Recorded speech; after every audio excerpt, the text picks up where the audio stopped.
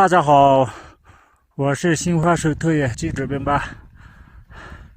今天盛世探险公司的12名向导从6500出发，他们的目的地7028，他们的运输是氧气瓶。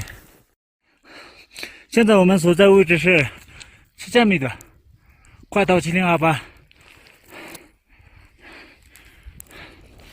这是烈风，他们是盛世探险公司的向导，他们的体力特别好。大家好，我是新华社特约记者边巴。现在我所在的位置是7028珠峰北坡的1号营地。现在我问一下盛世探险公司的主教练大布斯林，今天你们上到哪了？是7900还是8300？今天我们上到了8300，总共我们上了25名队员，包括7名修路队员。修路队今天在哪里？今天呢，7名修路队现在在8300，天气许许的情况下，他们沿着渠道。